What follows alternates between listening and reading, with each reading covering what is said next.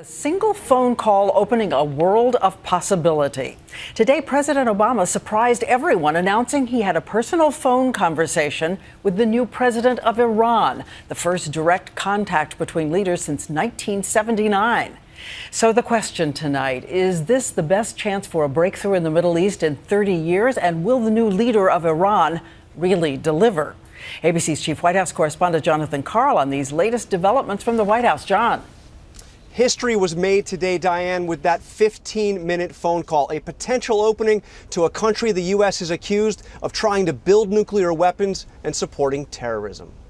Not since before this, the storming of the U.S. Embassy in Tehran and the 444-day hostage crisis that followed, has a U.S. president spoken to an Iranian president. The very fact that this was the first communications between an American and Iranian president since 1979 underscores the deep mistrust between our countries, but it also indicates the prospect of moving beyond that difficult history. News of the call first broke with a tweet from Iran's president shortly before President Obama announced it. Rouhani had turned down a face-to-face meeting when both men were in New York on Tuesday, but the call was his idea. Rouhani has been in New York all week, speaking at the UN and vowing warmer relations with the United States.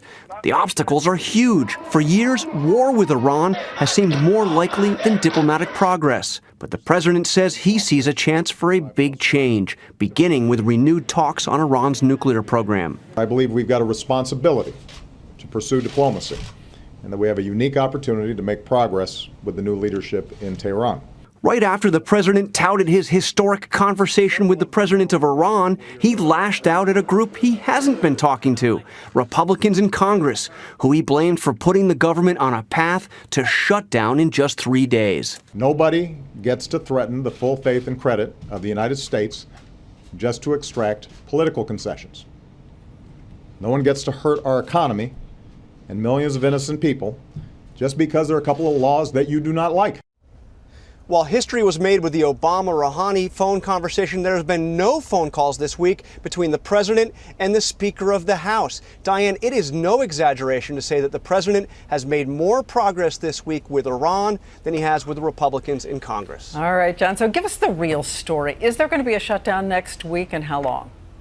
I think that there quite likely will be. I put the odds at 50-50 this morning. Now I think it is more likely than not there will be a shutdown next week, likely just for a couple of days, Diane. The much bigger problem coming when the country faces the risk of default if Congress doesn't raise the amount that the government can borrow. All right, Jonathan Karl reporting at the White House again for us tonight. Thank you, John. And on Sunday, George Stephanopoulos will have an exclusive interview with Iran's foreign minister live, and that is Sunday on This Week.